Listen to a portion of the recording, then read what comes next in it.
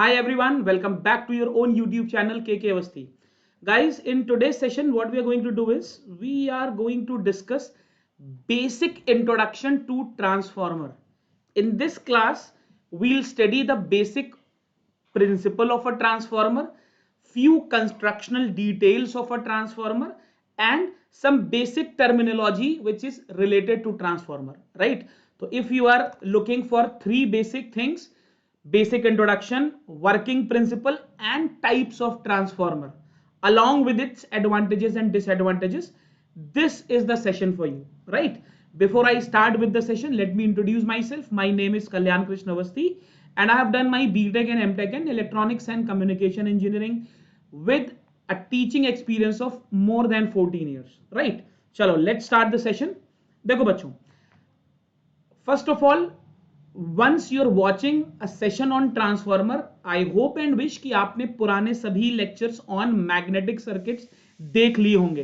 तो in case अगर आपने अभी तक magnetic circuit के sessions नहीं देखे हैं, तो please channel को subscribe करके go on the videos and watch sessions on magnetic circuit, जहां पर हमने magnetic circuit पढ़ा हुआ है, similarity with magnetic and electric circuit पढ़ा हुआ है, magnetic leakage flux, fringing, BH curve, इतनी चीजें पढ़ चुके हैं. और अब हम ट्रांसफॉर्मर पे आते हैं. देखो, as far as the working principle is concern, transformer is an electrostatic device. Electrostatic means electrical machines में वो डिवाइस जो स्टैटिक हैं, जिसमें कोई रोटेटिंग पार्ट नहीं है.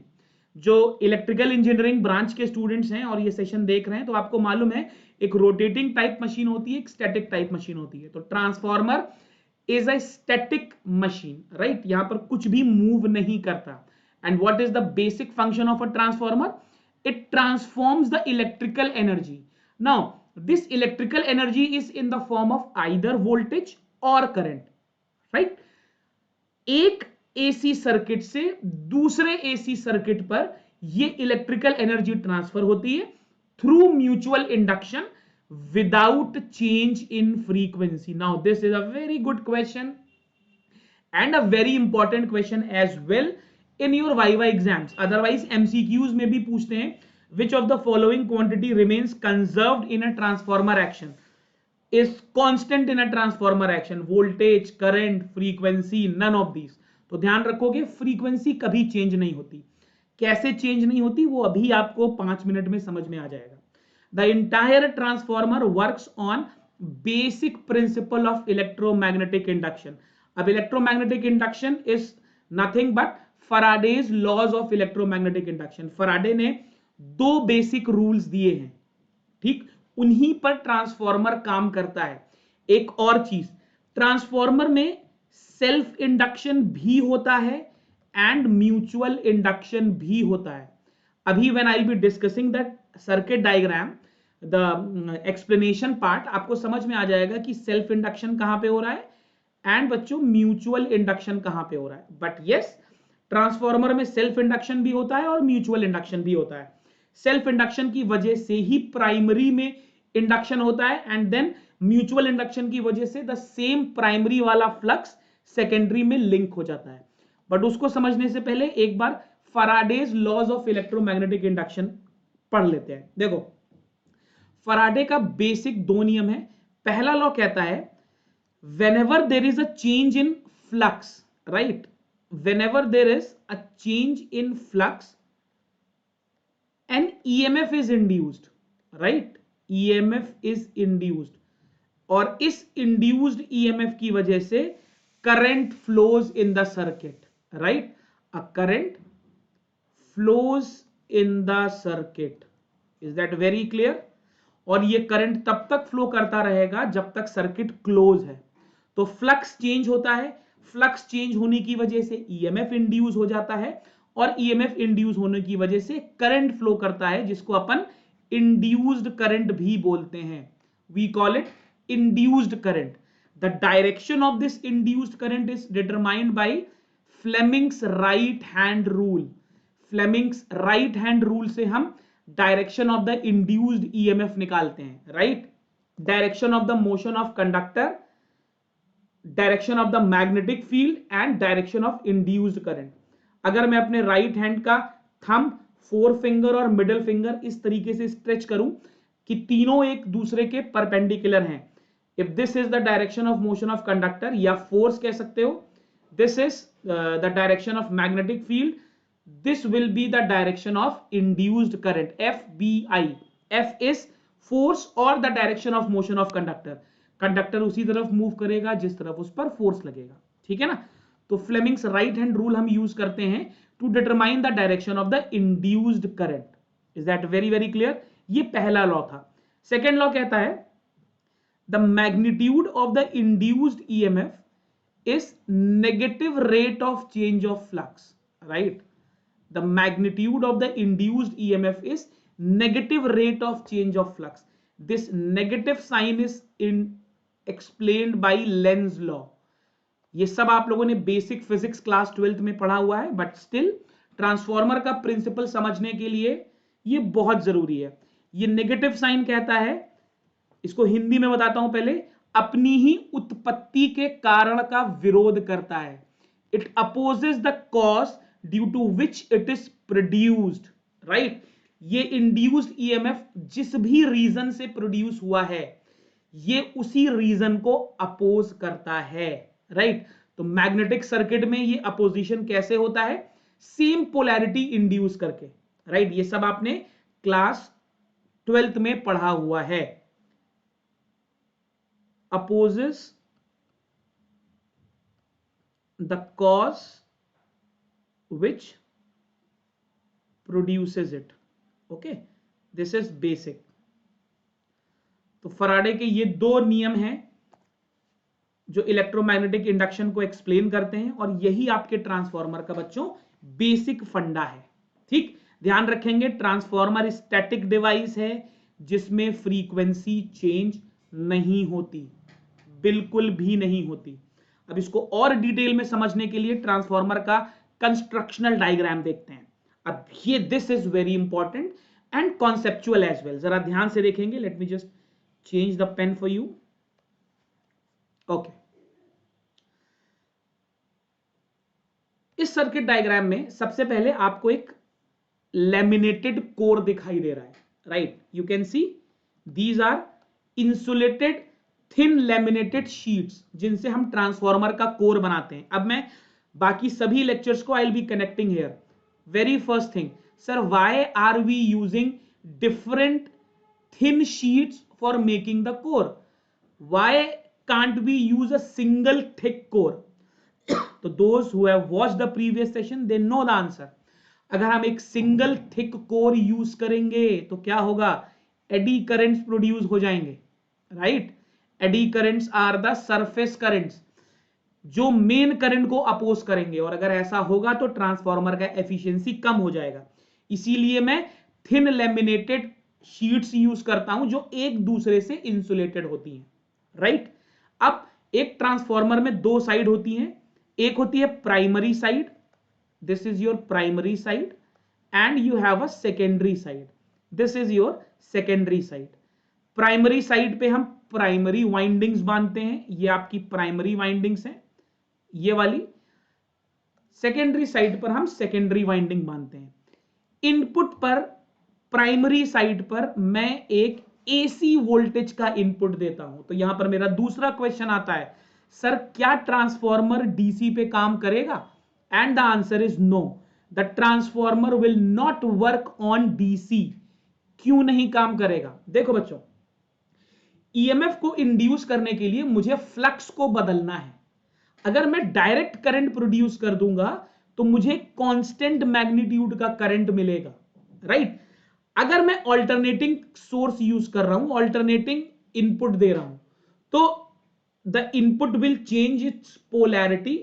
Because of the changing polarity the flux will change, and because of that EMF will be induced and a current will flow in the circuit. So we cannot use a transformer with DC input. Very very clear. अब sir पहला main flux, ये जो main flux आपको दिख रहा है, this flux is produced in the core, ये कैसे जनरेट होता है? आप जैसे ही यहां पर AC इनपुट देते हो, यहां पर ये फ्लक्स सेटअप हो जाता है। कैसे? By virtue of self induction, right. तो अगर आप क्लास 12 बेसिक फिजिक्स पढ़ के आ रहे हो तो by virtue of self induction यहां पर फ्लक्स क्रिएट होता है एंड ये फ्लक्स कोर के थ्रू पूरे सर्किट में मूव करता है, right, which is common. The flux is common for both primary and secondary windings. बात समझ में आई? प्राइमरी साइड और सेकेंडरी साइड दोनों के लिए मेरे को सेम फ्लक्स मिलता है। This magnetic flux is same which is generated at the input side. ये इनपुट साइड पर जनरेट होता है और यही सेकेंडरी या आउटपुट साइड को लिंक करता है। That means same flux is linking both the primary and the secondary sides. यहां पर I just divert from the topic. हम लोगों ने मैग्नेटिक लीकेज फ्लक्स पढ़ा हुआ है, राइट, पढ़ा हुआ है। मैग्नेटिक लीकेज फ्लक्स क्या होता है? कभी कभी मेन फ्लक्स एयर में लीक करके अपना अलग सर्किट बना लेता है, ऐसे, राइट। हमेशा मैग्नेटिक लीकेज फ्लक्स होगा ही होगा। Why? Because there are no perfect magnetic insulators. दुनिया में कोई भी परफेक्ट मैग्नेटिक इंसुलेटर नहीं है। Although we may have electrical insulators but no magnetic insulators. तो कुछ ना कुछ फ्लक्स लीक होगा ही होगा। इसीलिए अगर आप एडवांस्ड इलेक्ट्रिकल इंजीनियरिंग के सेशंस देखोगे जो हम आगे करेंगे तो वहां पर हम दो फ्लक्स यूज करते हैं। एक टोटल फ्लक्स को हम लिखते हैं leakage flux plus useful flux, right. तो लीकेज फ्लक्स यहां पर लीक हो जाता है, फिर यहां पर हमारा यूजफुल फ्लक्स आ जाता है। But in first year basic engineering, in first year fundamental electrical engineering आपको इतना डीप जाने की जरूरत नहीं है। हम ऐसा ट्रांसफॉर्मर डिस्कस कर रहे हैं जिसमें कोर की permeability is very high. Now again, अगर आप पुराना सेशन देख के आए हो तो आपको मालूम है व्हाट इज परमिएबिलिटी। परमिएबिलिटी का मतलब कोर अपने थ्रू कितना मैग्नेटिक फ्लक्स पेनिट्रेट होने देगा, परमिएट होने देगा, अलाउ करेगा। तो अगर कोर की परमिएबिलिटी बहुत हाई है तो मैक्सिमम फ्लक्स कोर से ही पास हो जाएगा, right. Is that very clear? ठीक। अब आप समझो, जब इनपुट पर कोई फ्लक्स नहीं था तो आउटपुट पर भी कोई फ्लक्स नहीं था, zero, right. Both input and output are link together. अब because of this AC input, input पे फ्लक्स इंड्यूस हुआ। अगर इनपुट पे फ्लक्स चेंज हुआ, सॉरी नॉट इंड्यूस, चेंज हुआ, तो आउटपुट पर भी फ्लक्स चेंज होगा, राइट। अब फराडे लॉ क्या कहता है? अगर फ्लक्स चेंज हुआ तो ईएमएफ इंड्यूस होगा and if EMF is induced current will flow in the circuit. तो आपने सेकेंडरी पर करंट ले लिया I2। कैसे करंट लिया? आपने प्राइमरी पर इनपुट दिया जिसकी वजह से एक फ्लक्स लिंक हुआ, वो फ्लक्स चेंज हुआ जिसकी वजह से ईएमएफ बदला और सेकेंडरी पर हमें इंड्यूस्ड करंट मिल गया। अब इस करंट से मैं अपना लोड, अगर मैं बल्ब चाहूं बल्ब जला सकता हूं, whatever I wish to I can use it as a load. आई बात समझ में? Very clear. नाउ मान लेता हूं प्राइमरी पे मैंने N1 टर्न्स लिए थे, सेकेंडरी पे मैंने बच्चों N2 टर्न्स लिए थे, ठीक। अब वापस से अपने इस लॉ पे आते हैं। अगर मैं बोलूं फॉर प्राइमरी साइड इतना फ्लक्स इंड्यूस होगा d∅dt, सेकेंडरी साइड पे बच्चों कितना फ्लक्स इंड्यूस होगा d∅dt। अब यहां पर एक चीज मैंने कॉमन ली, आप देखिए मैंने यहां पर φ1 φ2 नहीं लिया। क्यों नहीं लिया सर? क्योंकि सेम फ्लक्स ही तो प्राइमरी और सेकेंडरी को लिंक कर रहा है। दैट मींस आइडियल केस ले रखा हूं मैंने, φ1 is equal to φ2 is equal to 5। That means no leakage, पूरा फ्लक्स मेरा प्राइमरी से सेकेंडरी लिंक कर रहा है। बात समझ में आई? Is that clear? तो यहां से क्या मैं लिख सकता हूं, E1 upon N1 is equal to E2 upon N2 लिख सकता हूं। क्या मैं यहां से लिख सकता हूं E1 upon E2 is equal to N1 upon N2? बिल्कुल लिख सकता हूं sir.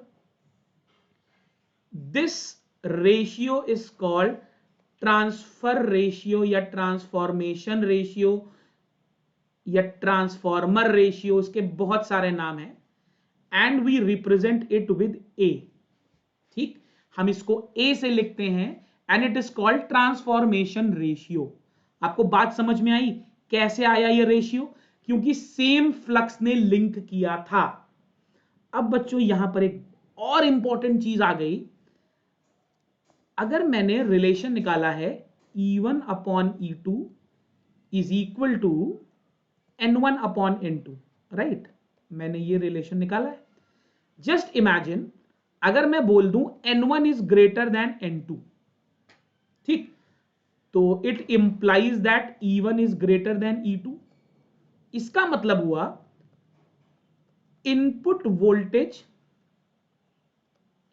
Is greater than output, right है?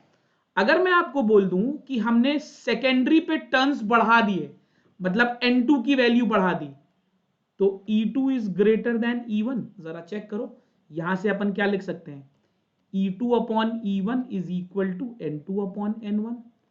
अगर N2 N1 से बड़ा है तो E2 E1 से बड़ा होगा। इसका मतलब क्या हुआ? Output voltage is more, right?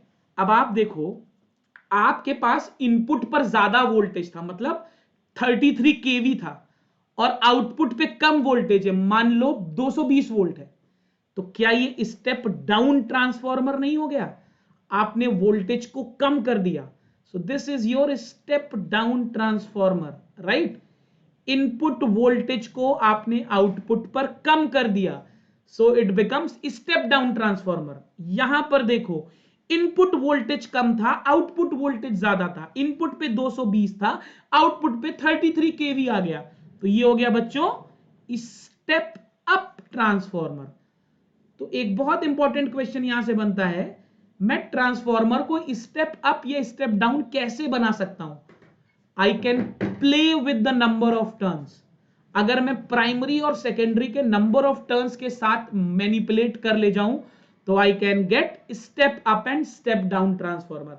अगर प्राइमरी के टर्न्स ज्यादा होंगे तो स्टेप डाउन ट्रांसफॉर्मर, अगर सेकेंडरी के टर्न ज्यादा होंगे तो स्टेप अप ट्रांसफॉर्मर। बात समझ में आई सभी लर्नर्स को? Yes? Is that very very clear? Fine. चलो, तो अगर मैं ट्रांसफॉर्मर को क्लासिफाई करूं, ट्रांसफॉर्मर टाइप्स, तो ट्रांसफॉर्मर को बच्चों हम दो टाइप से क्लासिफाई कर सकते हैं। On the basis of functionality, right? On the basis of functionality transformer हमारे दो टाइप के हो गए, step up and step down, ठीक? दूसरा बेसिस है कंस्ट्रक्शनल बेसिस। मैं कंस्ट्रक्शनल बेसिस पर ट्रांसफॉर्मर को कैसे क्लासिफाई करूं? तो बच्चों यहां पर दो टाइप के होते हैं, एक होता है कोर टाइप ट्रांसफॉर्मर, एक होता है shell type transformer, right? We have got two types of transformers, a core type transformer and a shell type transformer. तो हमने ये जो ट्रांसफॉर्मर डिस्कस किया हुआ है, this is your core type. जो बेसिक ट्रांसफॉर्मर हम डिस्कस करते हैं या जो देखते हैं, that is basically a core type transformer. ध्यान रखेंगे, फाइन, हमेशा ध्यान रखेंगे। Is that very clear? अच्छा, एक चीज और देखो, ट्रांसफॉर्मर में अगर मैं आपसे बोलूं what is the output power, what is the output power, तो power is equal to V into I, तो क्या मैं इसको आउटपुट वोल्टेज इंटू I2 लिख सकता हूं? Yes. What is the input power?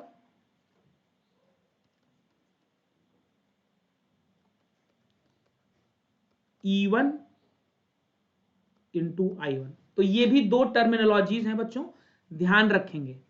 Okay, these are also few terminologies that you have to remember. Is that very very clear to all of you? Yes, fine है, चलो। अच्छा, दूसरा type का जो transformer होता है that is a shell type transformer. Now this lecture is basically an introduction, तो हम यहां पर कोर और शेल की कंस्ट्रक्शनल डिटेल्स नहीं पढ़ रहे हैं, जस्ट द बेसिक। तो कोर टाइप ट्रांसफॉर्मर ऐसा है जो आपने अभी पढ़ा, that is a core type transformer. And shell type transformer की ये कुछ कंस्ट्रक्शनल डिटेल्स हैं, आपके सेमेस्टर एग्जाम्स में first year basic electrical fundamental of electrical engineering में सीधे सीधे पूछ लेते हैं। यहां पर एक सेंट्रल लिम्ब होता है, उस सेंट्रल लिम्ब पर दोनों प्राइमरी और सेकेंडरी वाइंडिंग्स बंधे होते हैं, राइट, आप देख सकते हो, फाइन। दो फ्लक्स पाथ होते हैं, एक मेन फ्लक्स आपका होता है बिकॉज ऑफ म्यूचुअल इंडक्शन, और एक होता है आपका लीकेज फ्लक्स। तो आपको इतना, बाकी डिटेल में अभी we'll have a separate video on the constructional details of a transformer. Basic के लिए ट्रांसफॉर्मर दो तरीके से क्लासिफाई हो सकता है, फंक्शनैलिटी पे और कंस्ट्रक्शनल बेसिस पे, राइट। एक और बहुत इंपॉर्टेंट चीज है, that is an ideal transformer, right. Ideal transformer, actually हमने जो भी रिलेशंस डिराइव किए हैं, these relations are derived for ideal transformer. Ideal transformer एक ऐसा ट्रांसफॉर्मर जिसमें कोई भी लॉस नहीं है, राइट, कोई भी लॉस नहीं है। तो लॉस कैसे नहीं होगा? रेजिस्टेंस प्राइमरी और सेकेंडरी का नहीं होगा, राइट। ऑब्वियसली अगर मैं प्राइमरी और सेकेंडरी का रेजिस्टेंस नेग्लिजिबल कर दूं तो ऑटोमेटिकली लॉसेस कम हो जाएंगे। तो this is one point. Second, मैंने आपको ऑलरेडी बताया, कोर ऑफ द ट्रांसफॉर्मर, अगर इसकी परमिएबिलिटी मैंने इनफाइनाइट कर दी, बहुत ज्यादा कर दी, तो कोई भी फ्लक्स लीक नहीं करेगा, no magnetic, no MMF will be leaking anywhere, leakage flux zero हो जाएगा। और अगर लीकेज फ्लक्स जीरो हो गया बच्चों, तो लॉसेस भी जीरो हो जाएंगे। Is that very very clear? बात समझ में आई? तो आई गेस जो सबसे पीछे बैठने वाले बच्चे हैं उनको भी अब ट्रांसफॉर्मर का बेसिक प्रिंसिपल समझ में आ गया होगा। I have tried my best to keep it very simple. जो बीटेक फर्स्ट ईयर के स्टूडेंट्स हैं उनको भी ट्रांसफॉर्मर का बेसिक प्रिंसिपल समझ में आ गया होगा, right. So this brings us to the end of this session. Next session होगा हमारा ट्रांसफॉर्मर की EMF equation along with numericals, right. तो वहां पर हम ट्रांसफॉर्मर रेशियो, इस पर कुछ न्यूमेरिकल्स करेंगे, एफिशिएंसी ऑफ अ ट्रांसफॉर्मर भी डिस्कस करेंगे इन द नेक्स्ट क्लास। एक्चुअली यहां पर एक करंट का भी टर्म आता है ट्रांसफॉर्मर रेशियो में, अगर आप बात करो तो एक करंट का भी टर्म आता है, तो we'll be discussing it in the next session, right. So thank you very much. इस सेशन के डिस्क्रिप्शन में और कमेंट में भी एक टेलीग्राम चैनल का लिंक पिन है, so please if you want to be connected with us, just click on that link and connect with us on the Telegram channel. We'll be providing the entire video series on basic electrical engineering for first year students. Guys, ये foundation है, basic है, first year का है, detailed नहीं है। So I want to clear very very very early in the session, right? So thank you, and if you have not subscribed the channel yet, do subscribe it. Thank you.